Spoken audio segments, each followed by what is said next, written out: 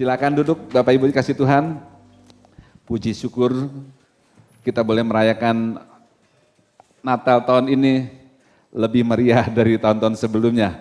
Saya sangat berterima kasih untuk semua teman-teman yang boleh hadir merayakan bersama-sama Natal hari ini. Ya, minggu lalu Pak Delbi sudah sampaikan bagaimana bangsa Israel ya tidak mendengar firman Tuhan selama waktu yang cukup panjang 400 tahun. Ya. Dengan kata lain bahwa waktu Tuhan tidak berbicara dengan bangsa Israel, keadaan saat itu manusia hidup dalam kehidupan yang benar menurut pikiran dan pendapatnya sendiri. Dan dosa selalu menjadi pihak ketiga yang menghambat hubungan tersebut, yang membuat manusia dipikat, yang membuat manusia tertipu, bahkan dosa menjebak manusia sehingga merusak ya semua keintiman yang Tuhan rencanakan. Dan manusia keluar dari rencana Tuhan yang semula, bahwa Tuhan tidak menghendaki hal yang demikian, karena hati dan pikiran manusia yang dirasuk oleh dosa itu telah merusak semua rencana Tuhan yang luar biasa. Namun ya kembali rencana Tuhan tidak pernah gagal. Ya. Tuhan melihat waktu yang begitu panjang dia belum berbicara, bukan berarti dia tinggal diam nggak ngapa-ngapain. Saya membayangkan kalau orang berpergian naik pesawat ya, untuk pesawat bisa mendarat dengan baik, dengan sempurna, seorang pilot selalu harus menyampaikan untuk ke menara jaga di satu bandara untuk kasih tahu, pesawat kami akan datang jam sekian. Dan dia akan kasih tahu, bukan cuma akan datang, jenis pesawat yang akan mendarat jenisnya seperti ini. Nah, di situ menara jaga akan memberi laporan, oke, landasan akan diberikan di jalur nomor sekian, kecepatan angin sekian, semua sudah beres. Begitu semua informasi jelas, pesawat akan mendarat dengan baik. Tuhan butuh waktu 400 tahun. Ya, butuh waktu 400 tahun mencari, Pak Deldi sudah jelaskan dengan begitu bagus, dengan indah ya. Mencari semua sarana baik manusianya, tempatnya, apapun juga supaya apa yang sudah dinubuatkan oleh kita para nabi semua tepat dan seperti yang Tuhan sudah siapkan. Jadi dengan kata lain, setiap kali kita berbicara dengan kedatangan Tuhan, kalau di kitab di kitab Lukas, kita baca dulu ya. Di kitab Lukas dikatakan bahwa ayat 1 sampai 17 pemberitahuan tentang kelahiran Yohanes Pembaptis. Saya mulai baca di ayat yang ke-5 sampai ke-7. Pada zaman Herodes, Raja Yudea adalah seorang imam yang bernama Sakaria dari rombongan Abia. Istrinya juga berasal dari keturunan Harun, namanya Elisabet. Keduanya adalah benar di hadapan Allah dan hidup menurut segala perintah ketetapan Tuhan dan dengan tidak bercacat. Ayat ke-7 perhatikan, tetapi mereka tidak punya anak. Sebab Elisabet mandul dan keduanya telah lanjut umurnya, telah usur, ya telah lanjut. Jadi selalu kita perhatikan bahwa kelahiran Tuhan Yesus di kitab untuk membahas semua tentang rencana kedatangan Tuhan Yesus itu selalu semua berhubungannya dengan apa? Yang namanya waktu. Ya, tadi saya gambarkan pesawat akan datang jam berapa, mendaratnya jenis apa. Jadi ada waktu yang ditampilkan di situ. Ya, kita mau mengerti bahwa waktu begitu berperan penting dalam rencana kedatangan Tuhan. Ya, jadi dalam kehidupan kita sehari-hari, baik dalam pekerjaan, orang seringkali mengalami apa? Mengalami kekhawatiran, kecemasan, akhirnya dia depresi. Kenapa? Mungkin kerjaannya belum selesai, waktunya udah mepet, udah gak ada waktu lagi. Sehingga dia kehilangan damai sejahtera dengan masalah waktu. Ada lagi orang yang umurnya udah nambah. Jodoh belum datang juga. Dia nunggu Yohanes, gak datang-datang. Yang datang Abdullah. Ya, Yohanes nunggu Hana, yang datang Maimunah. Dia tunggu gak cocok seperti rencana Tuhan. Aduh, ada juga orang yang pengen punya anak. Udah ditunggu-tunggu seperti Elizabeth. Mungkin dia udah berdua 20, 30, 40 tahun. Tuhan, aku rindu mau punya anak. Tapi gak muncul-muncul juga. Maka dikatakan tadi bahwa sudah lanjut usianya. Dia mandul, jelas-jelas dikatakan mandul. Artinya apa? Tidak mungkin bisa punya anak. Nah, jadi dalam kehidupan kita sehari-hari seringkali saya mau katakan begini. 70% kehidupan kita selalu kita diperhadapkan dengan itu. Kekhawatiran, kecemasan, dan ujungnya ketakutan. Bahkan muncul yang paling ujung, ketidakpercayaan. Mana mungkin, mustahil. Nah, kata-kata terakhir yang itu harus perlu apa? Ditengking, dalam nama Yesus pergi. Ya. Nah, kita bersyukur kalau di dunia selalu masalah waktu itu jadi masalah. Kita punya Tuhan. Buat dunia itu menjadi kekhawatiran, tapi buat Tuhan itu kekuatannya Tuhan. Kehebatannya Tuhan. Pagi ini kita akan tekankan kedatangan Tuhan yang luar biasa itu selalu berhubungan Tuhan itu sebagai the master of time. Dia luar biasa. Saya coba merenungkan firman Tuhan bagaimana Pak Delvi kasih waktu 400 ini angka-angka itu bermain di pikiran saya. Tuhan, apa sih yang kau mau bagikan untuk Natal kali ini? Saya mau bagikan bahwa sekalipun 70% kekhawatiran berurusan dengan waktu, kita mau belajar pagi hari ini. Yesus, ya Tuhan kita, the master of time. Ya, kita mulai dari kelahiran Yohanes Pembaptis. Oh, haleluya. Ya. Karena sebelumnya saya bacakan Yesaya 55 ayat 11. Kenapa Tuhan begitu yakin dan pasti bahwa firman-Nya pasti genapi?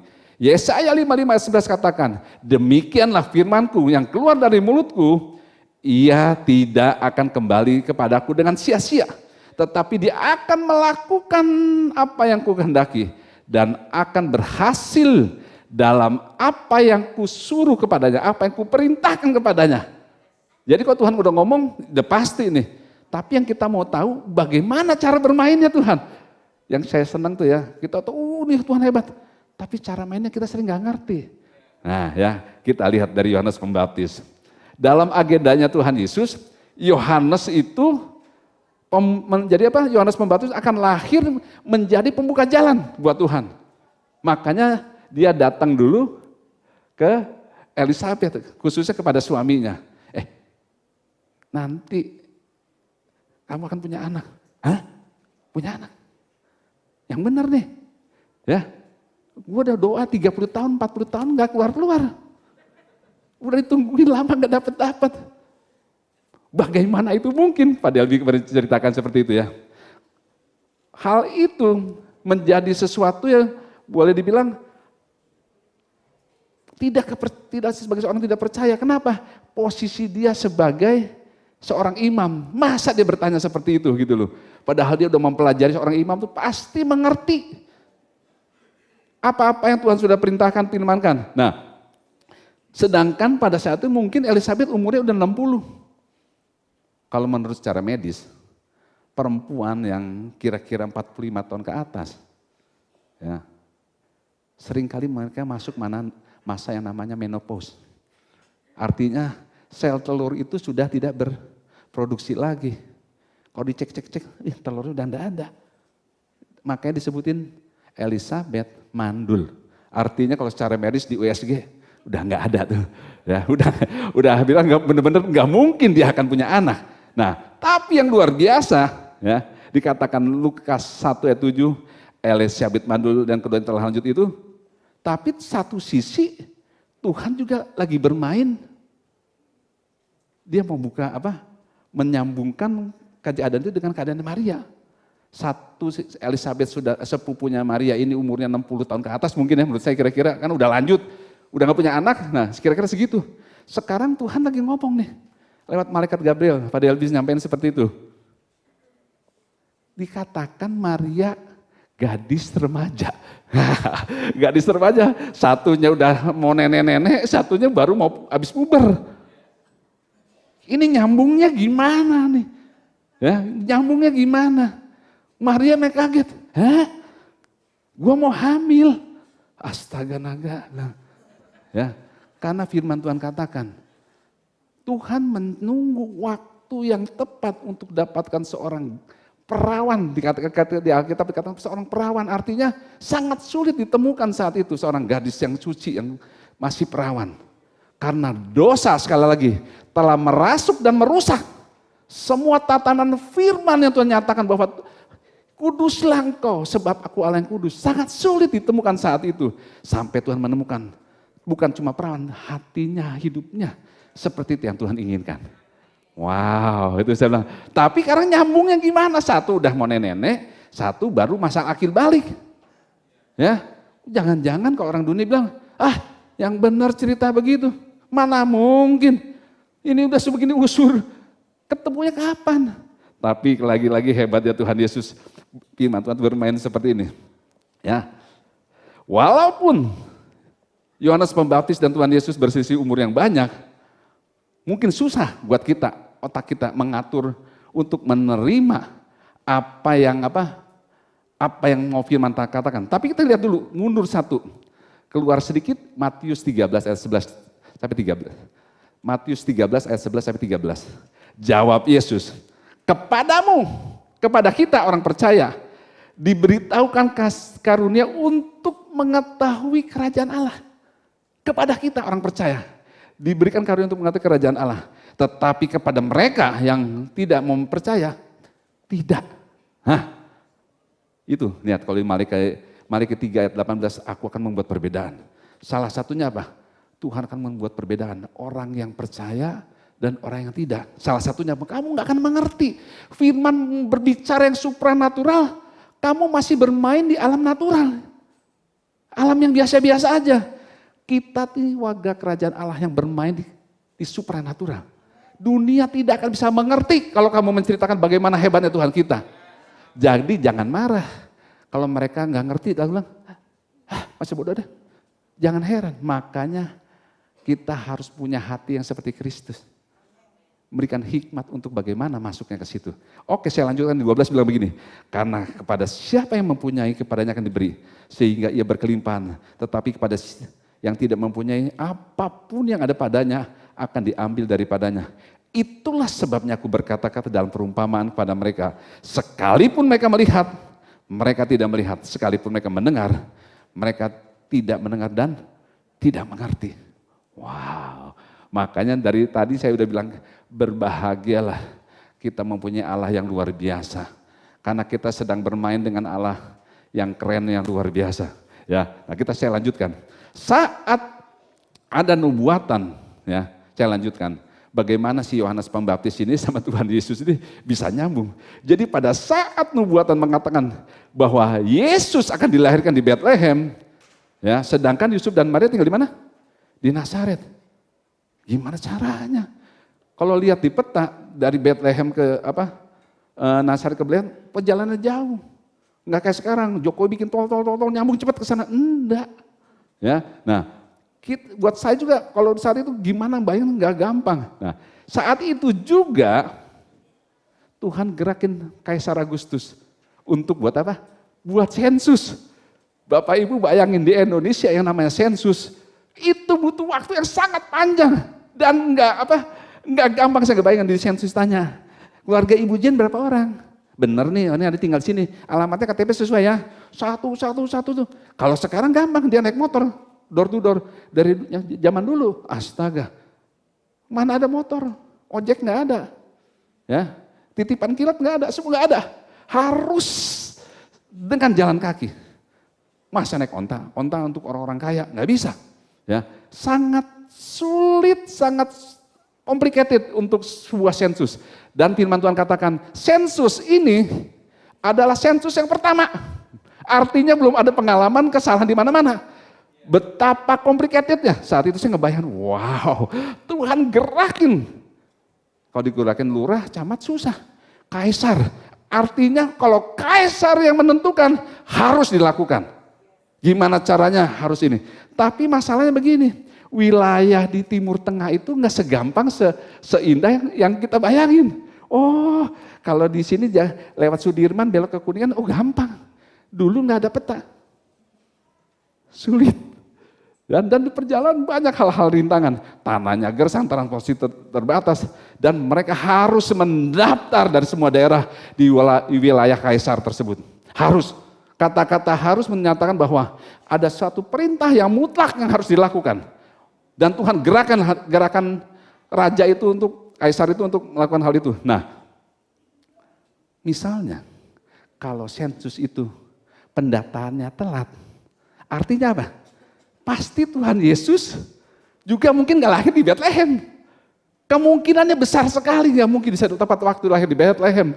Dan dalam hal itu, waktu semua masyarakat mendengarkan bahwa, mendapat kabar bahwa akan ada sensus, Maria dan Yusuf mulai bergerak. Pergi ke tanah Yudea menuju Bethlehem. Saya gak ngebayangkan, ya. Bagaimana mereka perjalanan untuk mereka sampai di sana.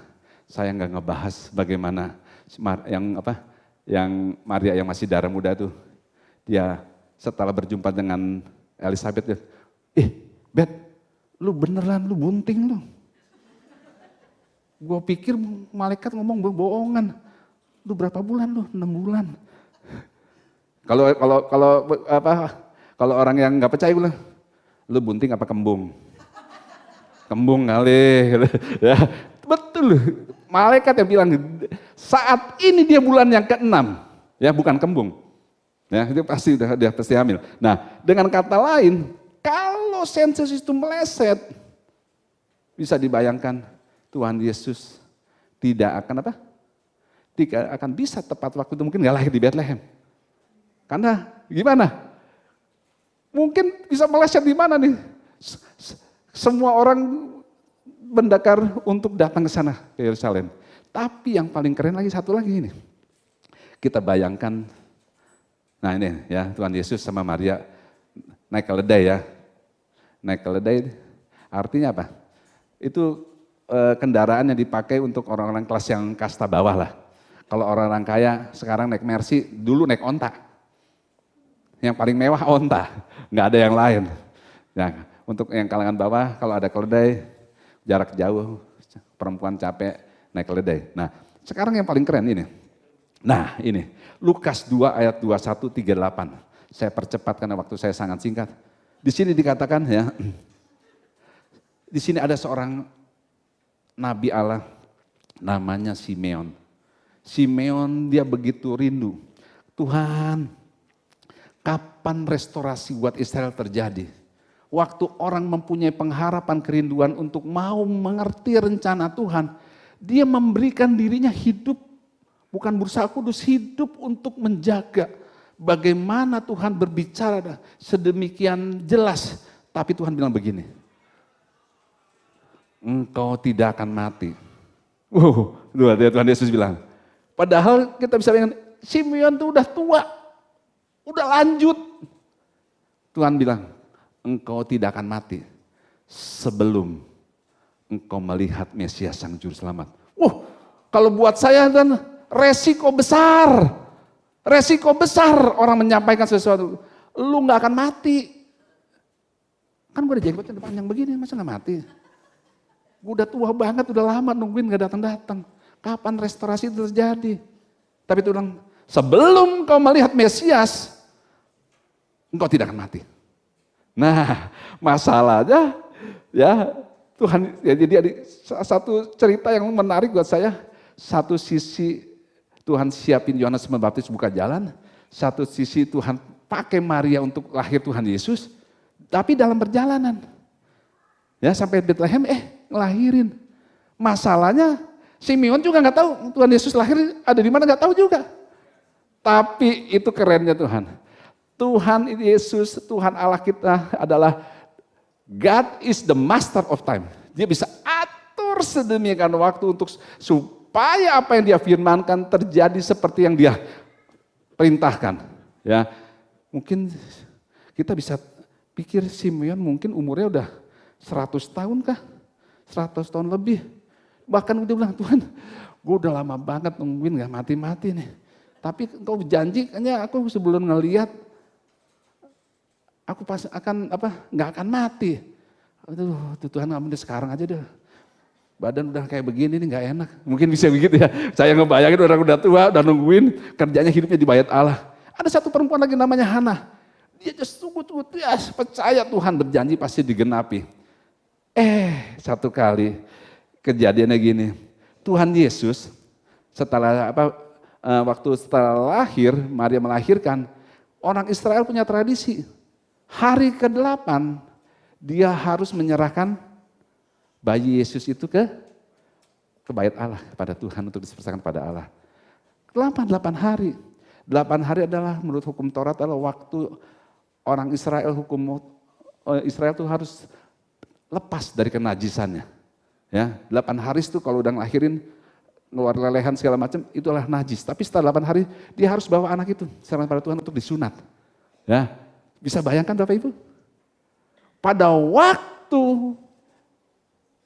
hari itu Tuhan Yesus mau bergerak ke bait Allah. Tuhan gerakan si Simeon ini. Kamu ke bait Allah sekarang. Nanti Bapak Ibu baca ya. Jangan percaya sama cerita saya, harus percaya sama firman. Firman bilang Roh Kudus mendorong set.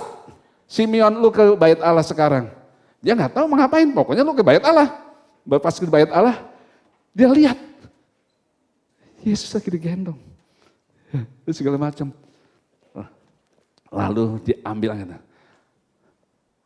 Sekarang aku telah melihat Mesias yang dijanjikannya itu. Ya. Nah, waktu dia berkata itu Lukas 2 ayat 29 begini. Tuhan, biarlah hambamu ini sekarang pergi dalam damai sejahtera sesuai dengan firman-Mu. Sebab mataku telah melihat keselamatan daripadamu. Saya ngebayangin, kok bisa ya?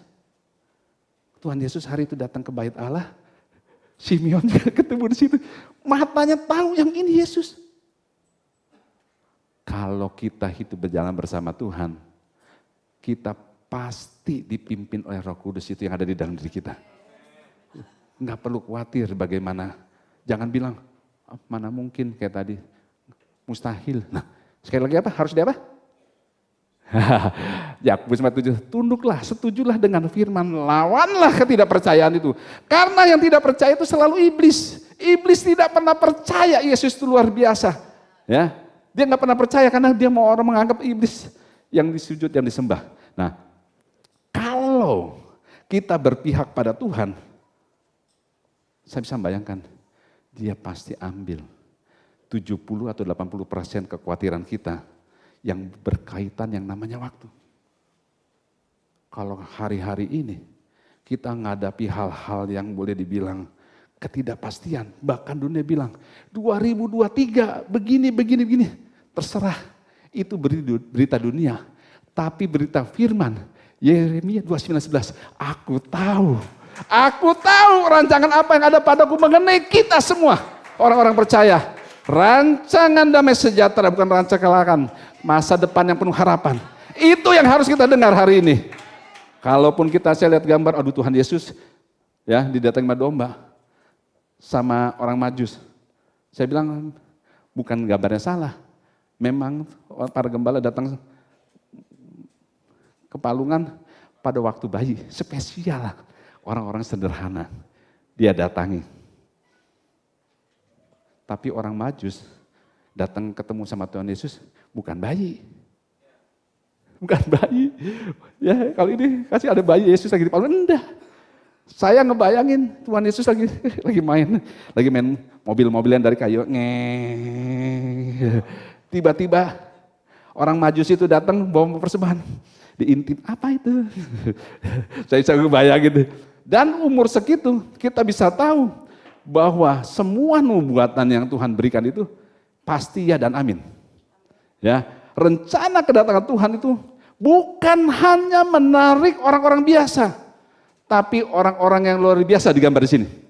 Orang-orang yang jauh di sana, bilang dikatakan firman Tuhan di Matius 2, bahwa ada rombongan yang sangat besar yang dari timur. Kok kenapa gambarnya cuma 3 ya? 1, 2, 3. Tapi kita baca dulu. Yesaya 60. Ya, saya mau kasih. Yesaya 60 ayat 6. Kita lihat. Nubuatan yang ratusan tahun sebelumnya, Tuhan berfirman di Yesaya 60 ayat 6 bilang, tentang kedatangan orang-orang Majus, ya, bahwa sejumlah besar unta akan menutupi daerahmu. Unta-unta muda dari Midian, Eva dan Seba. Saya percepat ya. Dan akan membawa emas dan kemenyan dan memberitakan perbuatan Tuhan. Haleluya ya. Jadi saya mau kasih gambaran bahwa siapa itu? Siapa yang di orang-orang yang datang itu? Ternyata waktu orang Majus itu datang, orang-orang orang dari Midian, orang dari Eva, dari Seba. Bapak Ibu dikasih Tuhan, kalau lihat dari gambar ini ya, ada satu lukisan yang luar biasa. Nggak mungkin 3 orang yang membawa emas, perak, dan permata yang begitu banyak segala macam, cuma bertiga. Perjalanan yang begitu heboh. Berani Bapak Ibu? Dari bank bawa 3 miliar. Bawa 3 miliar, bawa jalan gini. Belum nyampe mobil udah hilang itu mobil, itu uang. Ya, itu bisa.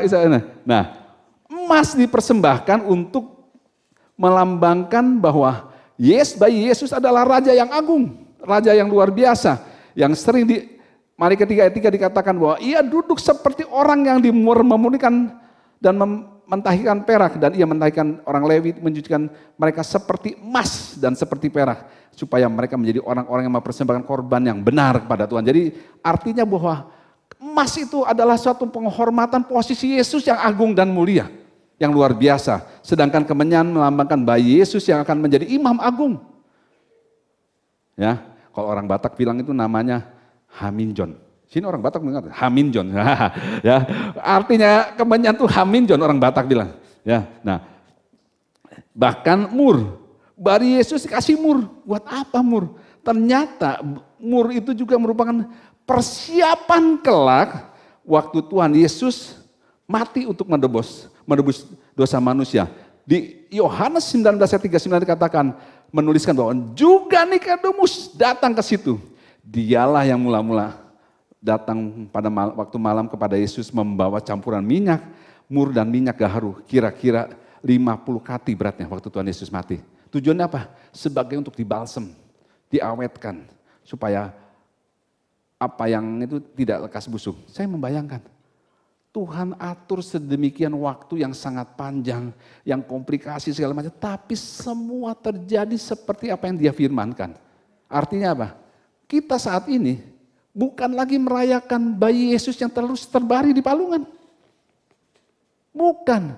Tapi Tuhan mau ajarkan. Ya, sebagai penutup di Titus 2 ayat 11-13. Kemarin Pak Irwan mengajarkan yang luar biasa. Firman Tuhan katakan begini. Karena kasih karunia Allah yang menyelamatkan semua manusia sudah nyata. Maksudnya sudah dilakukan, sudah selesai. Dan Tuhan mau bagiannya, ayat ke-12. Saat ini Dia mau mendidik kita, mengerti bahwa karya keselamatan sudah dilakukan. Dia datang yang mulia untuk kita yang hina, supaya kita yang hina mendapatkan kemuliaan yang Tuhan berikan. Diajar, dididik. Bagaimana caranya? Percayalah kepada firman. Kalau aku berfirman, sekali lagi Dia tidak akan kembali dengan sia-sia. Dia akan melakukan seperti yang aku perintahkan kepada firman itu. Jadi kalau orang yang gak percaya jangan seperti Thomas. Kita bukan lagi seperti itu. Kita percaya bahwa Yesus sekarang duduk di sebelah kanan Bapa, berdiri untuk berdiri di hadapan Bapa untuk kita sebagai pembela, bahwa apapun kehidupan kita, Yesus yang di dalam kita memberikan kita kekuatan kemenangan, bukan cuma bermain secara biasa-biasa saja. Nah, saat ini ada nggak alasan kita untuk khawatir dan takut? Tidak ada, tidak bisa. Kenapa? Dari beberapa gambaran yang tadi yang saya sampaikan tadi, sebelum masalah muncul, Tuhan selalu memberi jawaban di depan. Saya ulang ya, sebelum kita menghadapi tantangan masalah apapun, Tuhan selalu memberikan jawaban di depan. Tuhan merencanakan Yohanes, rencanakan pada Maria, rencanakan pada Simeon segala macam. Jawaban selalu sudah disiapkan buat Tuhan. Artinya 2023 nanti ada ini Tuhan, memang kita akan masuk 2023. Tapi apapun masalahmu, apapun kesulitanmu, jawaban sudah diberikan. Makanya kita rayain Natal, kita melihat kehebatan kebesarannya Tuhan, bukan selagi bayi. Tapi Allah yang luar biasa, Allah yang perkasa, yang kita percayai. Nah, sebagai penutup, saya gambarkan satu lagi. Cinta Tuhan seperti seekor raja wali yang jatuh cinta pada bebek.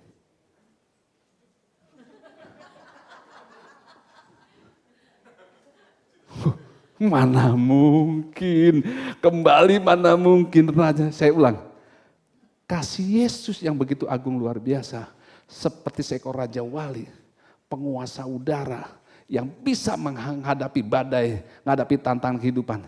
Jatuh cinta kepada bebek buruk rupa, ugly duckling. Udah bebek buruk rupa, yang tertolak, yang terhina, yang disingkirkan. Tapi demikianlah posisi kita di hadapan Tuhan. Dia yang mulia, mana mungkin jatuh cinta sama kita. Tapi kita harus lihat firman Tuhan, bahwa manusia adalah makhluk yang disayangi dia. Makhluk kesayangan yang dicintai, makanya dia datang untuk membayar semua harga yang mahal itu. Supaya apa? Satu kali kelak, dia datang sebagai raja, mendapati kita menjadi mempelai yang sepadan dengan dia. Untuk itu kita dididik, dipersiapkan untuk menjadi sepadan sama dia. Kembali kepada rencana awal. Kita diciptakan serupa dan segambar dengan Allah. Saya undang semua bangkit berdiri.